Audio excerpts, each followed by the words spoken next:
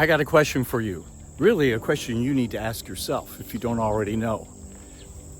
Is it like you're living a life and something really important is missing? Something critical to your happiness and fulfillment and purpose in life? If that's the case, you're like I was until I discovered this. And we've been in a club of several billion people because when I dove into it, I couldn't believe how common this was and how few people, including myself, even realized it. And so in this video, I'm going to tell you what it is, why it's so important, and the big thing is give you the action steps, the methods to regain it for the life you want, need, and deserve, and the new way forward you want to have. Helping you find your new way forward to the best years of your life. This is a New Way Forward podcast with your host, Paul Long. So here's what it is. It's what do you truly value in life? Now, hold on a second. When I first heard it, maybe you got it right away, but when I first heard it, I'm like, well, that doesn't sound that impressive. I mean, I value honesty and integrity and commitment. No, I mean, those are important and we do value them. I'm talking about what do you value about yourself in your life and what you get in a very deep way. I mean, it's things like, what you really value and is really important to you and fulfills you and makes you happy and relevant is things like, making a difference, being part of a group, expressing your creativity, going after something big, fixing a wrong, writing, 1,000 possibilities. It's up to you to determine what it is for you.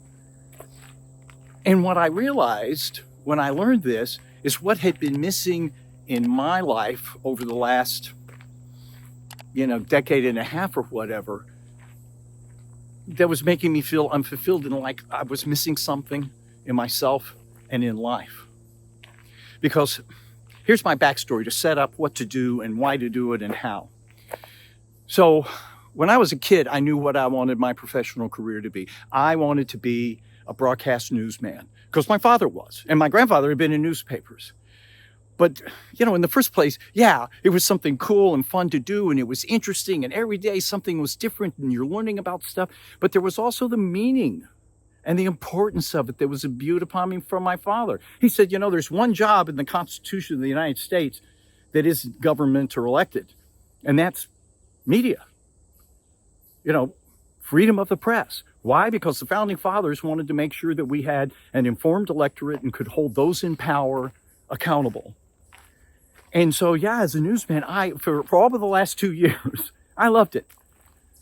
It was fun. I was able to express myself. I was able to achieve things. I was able to be innovative. And I felt like I was making a difference. That sometimes the stories that I put out there helped other people or moved the needle or held people accountable. So jump ahead to the end of my career. And it's like I can no longer get that kind of fulfillment because the news operation, a lot of news had turned into, if it bleeds, it leads, sensational crap. I'm like, I can't keep doing this. They pulled the rug out from under me. So when I chose my next career, made the move, as I've shared in other videos and for a multitude of reasons, I really screwed up. I only thought, what can I succeed at? What can I earn a living at? And have some fun and some expression, yes. And so I became a content creator for major global corporations. And by all intents and purposes, and this is another great example, I was successful. I earned a good living. I got to do some cool stuff. I've got a closet full of awards.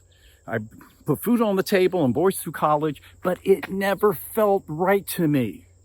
And something was missing, something really important, something I valued. So jump ahead to 2010 when I started finding my new way forward. And I guess subconsciously, I dove into everything, all aspects of life. What do I really want? What do I really need? What works for me? Not just what can I succeed at? And maybe it was subconscious, but I got on the right path because it was a few years ago. Some colleagues had said, take a coaching course. Well, I'm not really looking to be a coach. No, but you're going to be better at what you do. You're going to serve your audience better by doing it. And they were right. And so here's the first action step that I took that not only revealed the truth about knowing what you value in life, but that you can use as well. And it made everything better for me. So again, in this coaching course, which was amazing, the gold standard, what we would do is we'd kind of learn something and then we'd pair off, and I'd have to be the client, but I'd have to talk about a real issue that I had. And then the other person was the coach, and then we'd switch off. And in this exercise, they had us do the exercise. And it was about, what do you really value in life? And here's how it went. And by the way, I talked to a couple of other people. They said they kept kind of doing it because it either helped them find it better or they weren't quite sure about it. But for me, it worked the first time because they said, okay, I want you to sit down, and close your eyes, take some deep breaths. And everybody mute their mics so we're quiet. And what I want you to do is I want you to think about a time in your life when everything seemed right, seemed like it was really going well, that there was a deep satisfaction in yourself and in life. When was that? Where were you? Look around, connect with it, and then connect with, what was it about that moment that you really appreciated? And by the way, I've done this several times and I've identified other things, but the first core thing that I found was like an explosion in my brain. Now, when I first started it, all of a sudden I'm like, I can't think of anything. Oh my gosh. And you're kind of under the time clock because you're in a group. But then I thought like, sitting on the cliff at Point Lobos, that was the setting, that was the moment. But then it hit me. It was the 1984 Democratic caucuses in Des Moines, Iowa. And I was a reporter and anchor at WHO TV. And to try to make this as short as possible, I had the opportunity and got the permission to completely revamp our caucus coverage, both leading up to it and in it, and just kind of go full out. And so one of the things is, instead of just having a camera on the camera platform with everybody and me standing in the middle of us, I actually got an anchor desk in there and was able to anchor with my mentor, George Lefty Mills, who had been covering politics since Franklin Roosevelt and others. And the point of it is that we kicked butt that night. There I am sitting next to Tom Brokaw and George Shaw and Bernard Shaw, excuse me. And there was a moment when there was a commercial break, and I kind of stood up from my chair and had a smoke. Back then, smoking, and it was okay. And I looked around the room, and I felt this immense sense of satisfaction and appreciation for the moment. In the first place, we were kicking the competition's ass.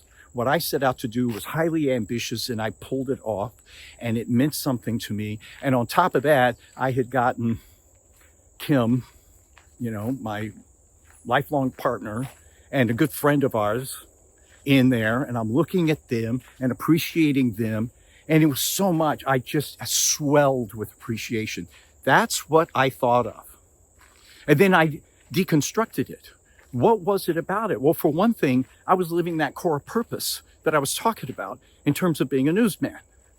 But also the fact that I had gotten really ambitious. I mean, wildly ambitious. And yet I pulled it off. And I didn't even sweat it or try that hard. I was innovative. My father was that way. He invented a lot of stuff that you now hear on radio, the formats and things of that sort. That all meant a lot to me. And I had not been getting it when I was doing my other job. And that's the thing that, at least I had experienced it. And I realized that's why I had that empty feeling. And that with New Way Forward, so in a way I almost stumbled across it. With designing my life and doing this, I was doing that again. I'm being innovative. I'm learning new things. I'm trying new things. I'm being creative, and I'm making a difference, and I'm building something, and I'm trying to be a transformer. Those were the values that I had to have in my life. Me, you're different, or maybe the same, but most likely different. And that's made all the difference in the world, and why my life right now is much more fulfilling and meaningful than it was over those decades of succeeding but not living to what I valued. So the action steps are pretty simple, but time consuming, and it takes commitment. And so the first one's pretty obvious. Do that exercise that I did. And if you don't get it at first, don't give up. Keep plowing away at it. If you do get it, keep trying it again, maybe finding some other things. The point is, and this is, how many times you say you take that first step, which is the awareness, and then you do the first application, and you're 80% of the way there. And that can be the case for you in this situation. But besides doing it, maybe doing it a few times, reflect about it, dig into it, identify it. And maybe it's going to take you a few efforts to do it.